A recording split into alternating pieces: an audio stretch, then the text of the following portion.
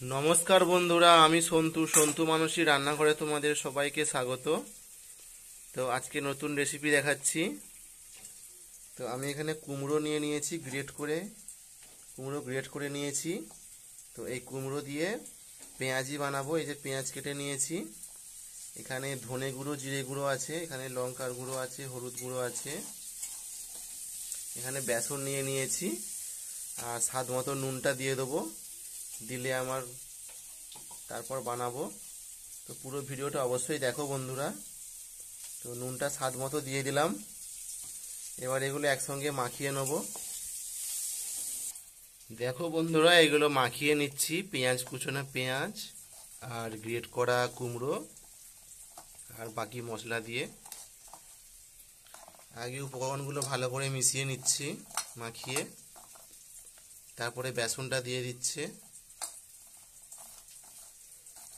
তো বন্ধুরা, অনেক রকম বড়া খেয়েছো তোমরা, তো এই কুমড়োর পেঁয়াজি একবার বানিয়ে দেখো, খেতে খুব ভালো লাগে, খুব টেস্টিও হয় খেতে এটা।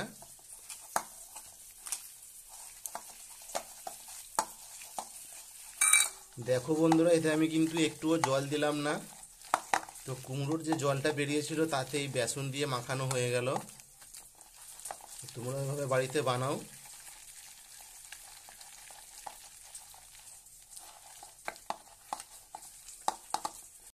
তো এটা মাখানো রেডি হয়ে গেছে, এবার শুধু ভেজে নেওয়ার অপেক্ষায়। কড়াই তেল চাপিয়ে ভেজে নেব।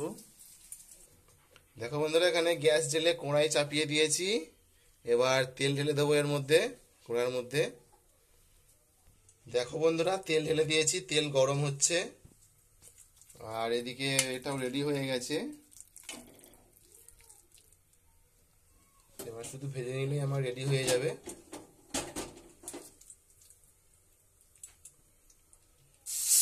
অল্প অল্প করে দিয়ে দিচ্ছি।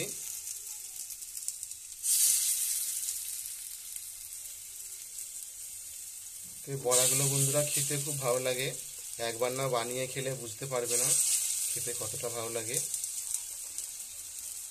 অনেকে তো কুমড়ো পছন্দ করে না, কুমড়ো খেতে চায় না, তরকারি বলুন বা ভাজা বলুন। তো এভাবে যদি কুমড়ো দিয়ে পেঁয়াজি বানিয়ে খান, খেতে অবশ্যই ভালো লাগবে।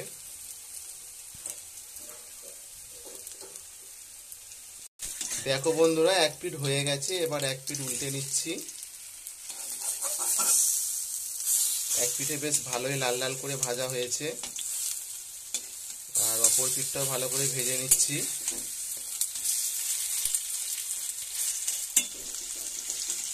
সবগুলো এভাবে উল্টে নিচ্ছি।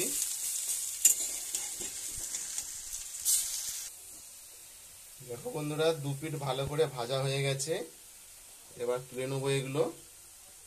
তো বন্ধুরা, ভিডিওটি শেষ পর্যন্ত তোমরা অবশ্যই দেখো, আর তোমরা যারা নতুন আছো চ্যানেলটিকে অবশ্যই সাবস্ক্রাইব করে দিও, আর যারা পুরনো আছে তাদেরকে অবশ্যই ধন্যবাদ দিচ্ছি।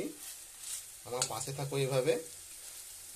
সবাইকে ভিডিওটা শেয়ার করো আর কমেন্ট করে বলবে বাড়িতে যখন বানাবে যে খেতে কেমন হয়েছে। তো দেখো বন্ধুরা, এটা তুলে নিচ্ছি একটা পাত্রে, প্লেটে তুলে নিচ্ছি, তেল ঝারিয়ে ঝারিয়ে তুলে নিচ্ছি খুন্তি দিয়ে। আমার হয়ে গেছে এটা। দেখো বন্ধুরা, উপরে পেঁয়াজ কুচিয়ে গোল গোল করে আমি সাজিয়ে দিয়েছি, আর তাহলে দেখতেই পেলে তোমরা কত কম সময়ে এটা বানিয়ে নেওয়া যায়। এটি মুড়ি বা ভাতের সাথে খুব সুন্দরভাবে খাওয়া যায় এটা।